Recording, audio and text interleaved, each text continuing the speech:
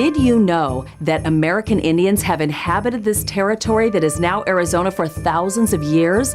And Arizona has the second largest American Indian population of any state. In addition, the majority of the Navajo Nation, the largest American Indian reservation in the United States, and the entire Tohono O'odham Nation, the second largest, are located right here in Arizona. Over a quarter of the area of our state is reservation. The 22 federally recognized tribes in Arizona are all sovereign nations. They're their own independent nation, so they can make their own laws, they can have their own justice system, but it's basically allowing them to conduct business the way they see fit for the members of their tribal nation. They have their own self-government, their own land base, their history and culture, and they're self-sufficient. In the state of Arizona, there are 2 treaty tribes, but everyone else is an executive order tribe, which means the president pinned it in and said, by executive order, you are hereby recognized as the Wallapai Nation. Welcome to the Wallapai tribe. It's not how the world affects the Wallapai, it's how the Wallapai affects the world. People come here from around the world to see the land that the Wallapai people live on, to enjoy the recreation that's provided here, to see the beauty of the Grand Canyon. We get such a large array of different cultures here, Native American, non-Native American. The elders have sacrificed that land so that we could use it to better ourselves and to continue to thrive and be successful. When the Calvers came through that canyon and ambushed all our 600 people, and they all ran down to try to get the trail down, but they missed it. They just fell over the canyon. The Wallapai people are known for their generosity, seriously for their generosity and their compassion. But they're also known to be good neighbors. They're not going to let you just be without trying to help. They've always extended a hand out to the surrounding communities, and that's where we play into this, is that we're the only law enforcement services here in this part of the state. You get to talk to people a little more and get familiar with them versus a bigger place. You'll probably never see that person again. We're fortunate that it is a small community, so you get to know most of the people here, which makes it easier to do the job. There's no anonymity. Everyone knows your face. Everyone knows that you're one of the detectives, and they know how you treated so-and-so. What name you carry for yourself in the community makes a big deal. Our culture, our language, and our traditions can survive even though we're progressive, because it's in here. And as long as we have it in here and we keep teaching it to our children, and that's the important thing, we have to keep teaching it to our children. Audio Jungle.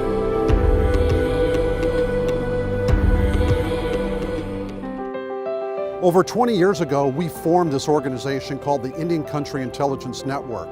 And our vision at the time was to create an environment where we could have a collaborative, united partnership, whether it was tribal, local, municipal, county, state, and federal police, and criminal justice partners, where we could work collaboratively together to serve and protect our community and our neighboring communities.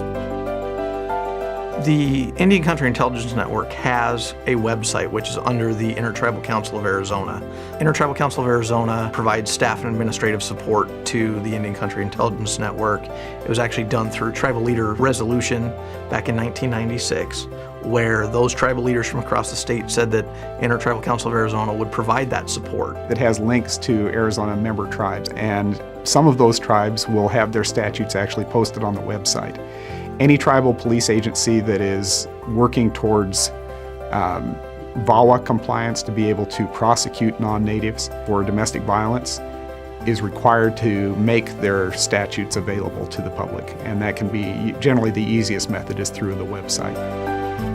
I was actually the tribal liaison for the Central Arizona tribes for a little over 2 years, and that's when I really became involved with ICIN and attending their meetings and really learning what they're all about. And that is just a huge resource for not only tribal law enforcement, but for all law enforcement that have any interest or jurisdiction in Indian country. It's been pretty instrumental in some of the changes we've even seen in DC. We've actually seen now, through some of the efforts of ICIN and others, that some of the entities have now within Arizona been given access to some of the databases like NCIC and some of those things that in the past tribal law enforcement didn't have access to, which is really key when you want to find out whether one of your tribal members might have outstanding charges out of another district or whether there's protective orders or those sorts of things. They're working on a variety of projects, sex offender registration. They share resources among the tribes especially, but also that are open to municipal, county, and state law enforcement agencies. It gives that group the opportunity to share. Hey, you know, this county is dealing with this, which is right outside your tribal boundaries. How can you help us? And vice versa, how can we help you? And when you just see the people who come and attend it, you can tell it isn't just about Indian country. We get people from BOP or Department of Corrections that show up. You get the people from DPS. You get people from the surrounding agencies. I think it's really become a pretty good resource to everybody. And what we do is we just meet, we discuss training. If there's any trainings that are out there that are available to Indian country officers as well as the officers or the employees from the agencies that work with ICIN, we put that out there. Also, it's a great networking tool for us in terms of getting the word out there when there's an important training opportunity that's coming up or something like that, or there's grant resources to be had. I use ICIN a lot to try to get the word out to the tribes because you can't tell too many people too much when there's money to be had or there's training to be had.